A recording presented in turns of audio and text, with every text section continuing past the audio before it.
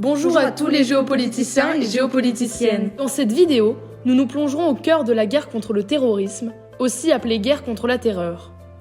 Nous commencerons tout d'abord par définir les différentes notions essentielles qui seront évoquées tout au long de la vidéo. Tout d'abord, qu'est-ce que la guerre ?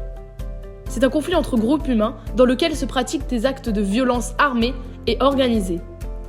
Pouvant prendre différentes formes, elle se complexifie et est de moins en moins liée à une conflictualité entre États, mais à la décomposition de ceux-là, ce qui crée une rupture d'équilibre.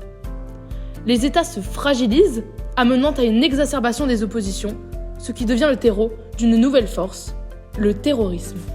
C'est défini comme des actions violentes commises, provoquant la terreur pour défendre une idéologie et faire pression sur les États en exploitant leurs faiblesses.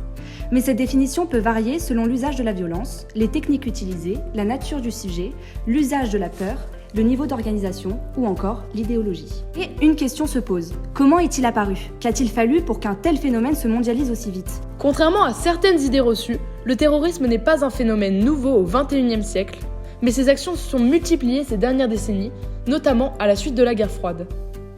En effet, certaines organisations comme Al-Qaïda, que nous évoquons par la suite, sont nées de la résistance à l'invasion soviétique de l'Afghanistan en 1979.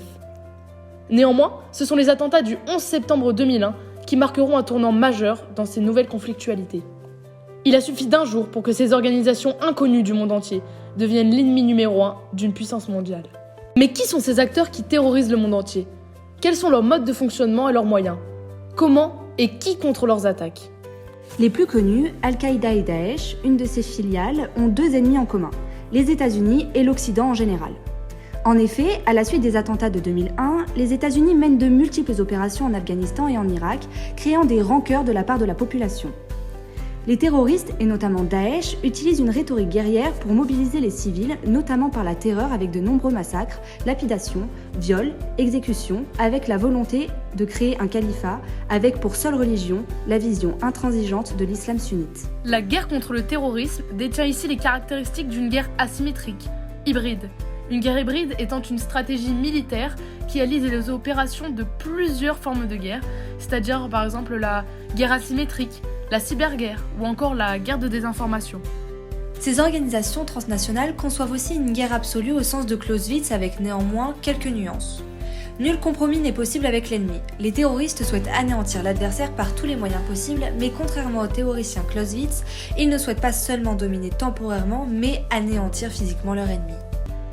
De plus, contrairement à la Convention de Genève, les terroristes prisonniers sont ici considérés comme des criminels et non comme des prisonniers de guerre, ce qui bafoue les droits de la guerre et complique les attaques, ainsi que la répression de ces organisations. Fait, les terroristes se fondent au cœur des populations, amenant les forces armées opposées à déployer de nouveaux moyens, comme les frappes à distance dites chirurgicales, les drones ou encore la cyberattaque. L'espace extra-atmosphérique devient ainsi un espace de combat. De ce fait, malgré les multiples opérations menées et certaines victoires comme la mort après la traque d'Oussama Ben Laden, chef d'Al-Qaïda, tué lors d'un assaut des forces spéciales américaines, le terrorisme reste encore à l'heure d'aujourd'hui la lutte sans fin de demain.